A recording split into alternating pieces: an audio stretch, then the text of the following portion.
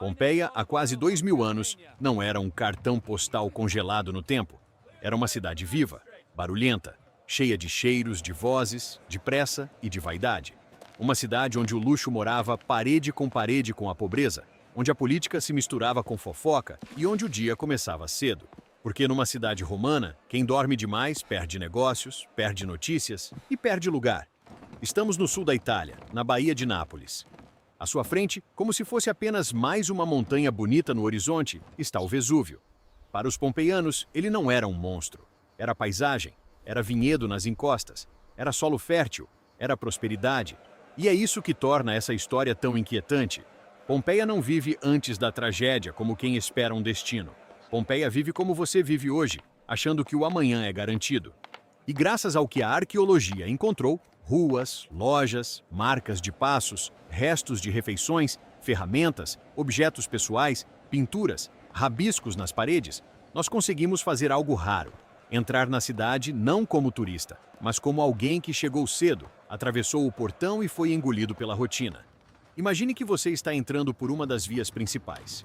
O chão sob seus pés é pedra vulcânica polida pelo uso, marcada por sulcos deixados por rodas de carroça.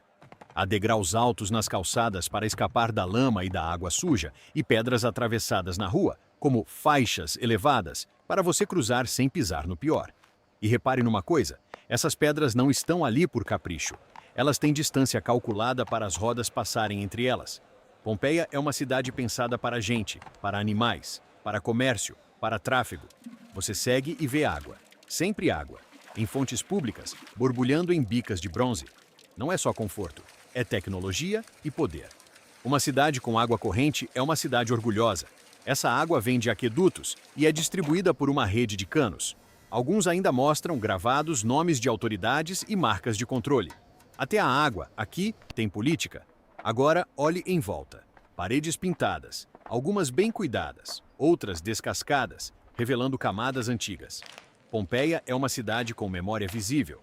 Reformas por cima de reformas, estilos mudando, modas passando e o cotidiano deixando marcas. Você vê anúncios, avisos, propaganda eleitoral. Sim, propaganda. Nomes de candidatos, promessas implícitas, apoios públicos. A parede é o jornal da cidade. E então, a rua se abre e você chega ao coração. O Fórum. Um espaço amplo, rodeado por colunas, com templos, edifícios administrativos, locais de comércio. Aqui, a cidade conversa consigo mesma. Aqui, você sente o peso da palavra cidadão.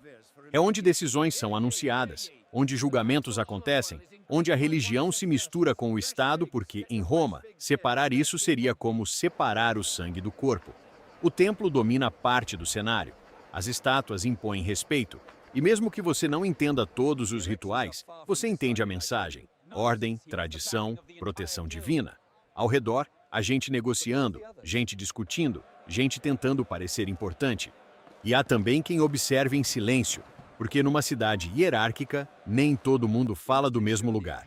Uma túnica mais limpa, um tecido melhor, um anel no dedo, tudo isso é linguagem. Saindo do fórum, você entra novamente nas ruas, e a cidade vira som e cheiro. O cheiro do pão recém-assado, por exemplo, é quase inevitável. Pompeia tem padarias por todo lado, e você reconhece uma de longe pela estrutura. O moinho de pedra, grande, em forma de ampulheta, onde grãos são triturados, os fornos, a área de trabalho escurecida por fuligem.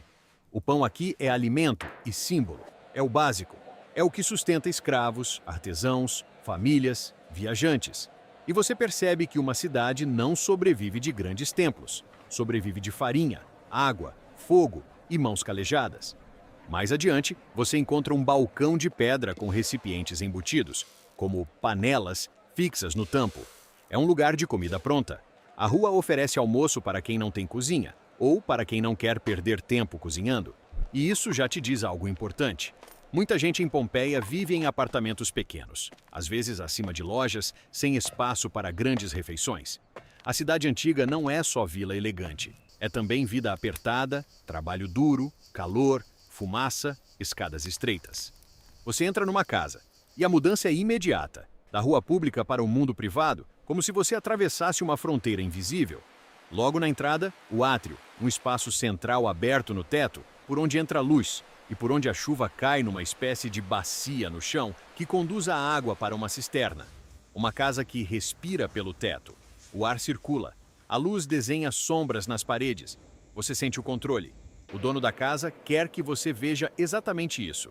Organização, limpeza, tradição. No chão, mosaicos. Em algumas entradas, uma frase que poderia ser aviso, brincadeira ou status. Uma imagem de cão, por exemplo, não é apenas decoração, é recado. Aqui há proteção, aqui há propriedade. Aqui você não entra como quiser. E então você olha as paredes. Pompeia fala por pintura. Vermelhos profundos, pretos elegantes, cenas mitológicas, paisagens imaginárias, colunas pintadas para ampliar espaços, janelas falsas para sugerir jardins. Não é só beleza, é um truque sofisticado de prestígio. A arte aqui é uma forma de dizer eu pertenço. Pertencer é caro. Você atravessa para um peristilo, o jardim interno cercado por colunas. Agora, a casa se abre e você entende a obsessão romana pela natureza domesticada. Árvores em vasos, canteiros, fontes, pequenos santuários domésticos. Há altares para os deuses da casa, porque a família em Roma não é só laço de sangue. É também pacto espiritual e social.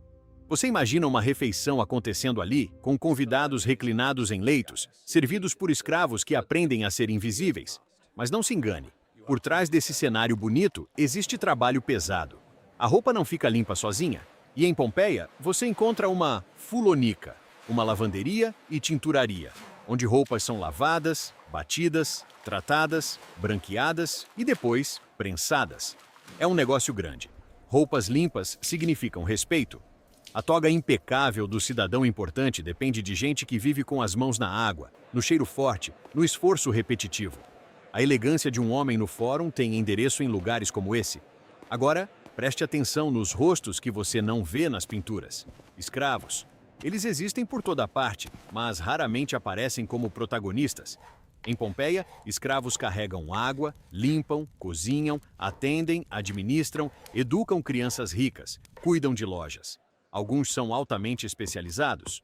Outros são tratados como ferramenta, e isso é parte do normal daquela sociedade. Um normal que hoje soa brutal, mas que, naquele tempo, sustentava tudo. E ainda assim, a vida não é só trabalho. Você chega às termas, os banhos públicos, e entende por que esse lugar era tão central. Banho aqui é higiene, mas é também conversa, política, exibição. Você entra e sente a engenharia do calor. Salas frias, mornas, quentes, pisos elevados por onde passa ar aquecido, paredes que retêm temperatura. É quase uma máquina de conforto coletivo. Ali, homens se encontram, discutem, fazem alianças, observam quem está subindo e quem está caindo socialmente. É um espaço onde a cidade se reconhece e onde ninguém esquece quem é quem. E tem outra coisa: corpo. O corpo romano não é vergonha escondida, é instrumento social. Nas termas, o corpo aparece, se compara, se comenta. Você percebe como a cidade é moderna em algumas coisas. Propaganda, infraestrutura, serviços, e ao mesmo tempo distante em outras, como a ideia de intimidade. Você continua e ouve gritos ao longe. Não são gritos de medo, são gritos de torcida. Você chega ao anfiteatro. Pompeia tem um dos mais antigos anfiteatros romanos preservados. Ali, milhares se reuniam para ver competições, espetáculos, demonstrações de força, coragem, técnica. É um lugar que transforma a violência em entretenimento controlado, ritualizado, esperado. Mas repare na logística: entradas, saídas, corredores, arquibancadas. Isso não é improviso, é arquitetura feita para multidões. Uma cidade que constrói isso é uma cidade que entende massa, emoção e o poder de manter o povo ocupado e unido por uma experiência comum. E quando você sai do anfiteatro, a cidade volta a ser miúda e próxima. Você vê oficinas, metal, madeira, cerâmica. Vê comerciantes vendendo vinho, azeite, garum, um molho de peixe fermentado muito valorizado, que ia para mesas de gente rica e também para comidas simples. Você vê ânforas empilhadas, marcas de produtores, rotas de comércio. Pompeia não é isolada. Ela está conectada ao Mediterrâneo. O porto próximo, as estradas, as trocas. Uma cidade viva é uma cidade que chega de longe e vai longe. Agora, olhe para as paredes de novo. Grafites, rabiscos, declarações de amor, piadas, insultos, recados. É aqui que Pompeia fica humana de um jeito quase desconfortável, porque você percebe que as pessoas brincavam, provocavam, elogiavam, odiavam, do mesmo jeito que hoje alguém escreve num comentário. E isso destrói a distância do tempo. De repente não é um povo antigo, é gente. E tem também vida familiar, crianças. Você imagina crianças correndo nas calçadas altas, pulando poças, sendo chamadas pelo nome. Algumas estudam letras e contas, sobretudo em famílias com dinheiro. Outras aprendem cedo o trabalho, ajudar numa banca, carregar coisas, observar o ofício do pai, da mãe, de um mestre. A infância aqui não é igual à sua, mas tem algo universal. A cidade é uma escola constante. Ela ensina a sobreviver. Em casas mais ricas, há quartos com pinturas delicadas, salas de jantar com cenas míticas, como se a família quisesse jantar na companhia de deuses e heróis. Em casas mais modestas, o espaço é funcional. O que importa é o dia render. E você percebe, sem ninguém te dizer, que Pompeia é feita de camadas. Alguns vivem para ostentar, outros vivem para aguentar. E sobre as mulheres? A cidade também fala delas, mesmo quando tenta escondê-las em papéis rígidos. Há mulheres administrando negócios, mantendo a casa, organizando contas, patrocinando atividades religiosas, participando de círculos sociais. Em certas famílias, a posição feminina pode ser forte dentro do espaço doméstico. Em outras, é limitada e vigiada.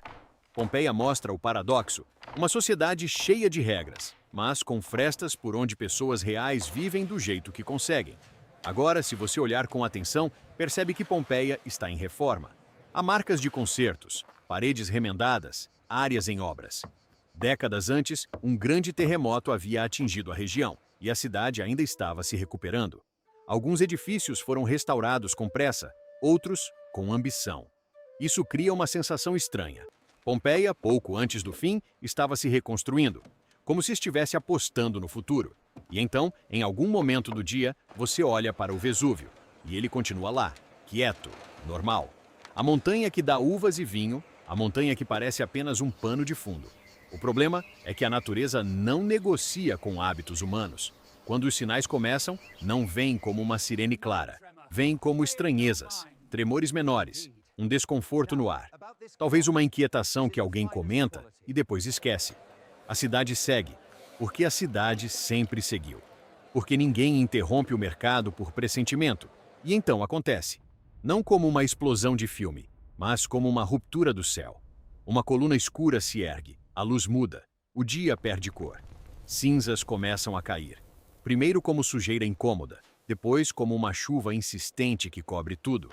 Telhados rangem sob o peso. As ruas ficam difíceis, a respiração fica pesada. O som da cidade muda. Menos conversa, mais correria, mais portas batendo, mais passos apressados. E é aqui que a vida antes se revela em contraste. A mesma rua onde você comprava pão agora é rota de fuga. A mesma fonte onde você enchia um jarro agora vira ponto de encontro, de dúvida, de escolha. Ir? Ficar? Esperar? Pegar o quê? Levar quem? Alguns tentam proteger a casa como se a casa fosse um abrigo eterno. Outros entendem que a casa pode virar armadilha. Você imagina alguém prendendo um tecido no rosto, puxando uma criança pela mão, tentando lembrar o caminho mais curto até uma saída. Você imagina alguém voltando correndo porque esqueceu um objeto pequeno, mas precioso, e como essas escolhas tão humanas podem decidir tudo. A noite chega cedo, mesmo que ainda fosse dia. E não é uma noite tranquila. É uma escuridão em que a cidade não se reconhece, e nesse caos, o que mais impressiona é pensar. Até poucas horas antes, Pompeia era rotina, era agenda, era compromisso, era conversa no banho, era almoço na esquina. E depois, silêncio. Não um silêncio imediato, mas um silêncio que se instala quando não sobra mais voz para a cidade usar. Séculos passam, o mundo muda, impérios caem e se levantam. E Pompeia fica escondida, preservada por aquilo que a destruiu. Cinzas e materiais vulcânicos que selaram casas, objetos, marcas. E quando homens começam a escavar, muito tempo depois, não encontram apenas ruínas. Encontram uma cidade interrompida. Uma cidade que não teve tempo de arrumar a mesa, nem de terminar a obra, nem de apagar a lâmpada. E é por isso que Pompeia é tão poderosa. Porque ela não é um palácio isolado. Não é um templo distante. É um lugar onde você consegue ver o cotidiano.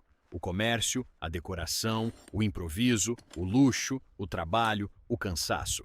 Ela mostra que o passado não era primitivo.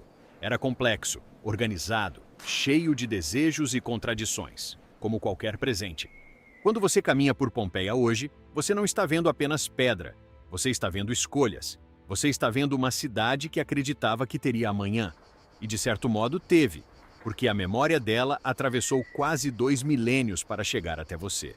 Então eu te pergunto, se você pudesse voltar por um único dia, para antes do céu escurecer, para antes das ruas mudarem de propósito, onde você iria primeiro? Para o fórum, onde o poder se exibe. Para uma padaria, onde a cidade se alimenta. Para uma casa pintada, onde alguém quis parecer eterno. Ou para um simples balcão de comida, onde a vida acontece sem cerimônia. Escreve nos comentários qual parte de Pompeia você mais gostaria de viver por alguns minutos e qual outra cidade antiga você quer ver renascer assim, passo a passo, como se a gente estivesse lá.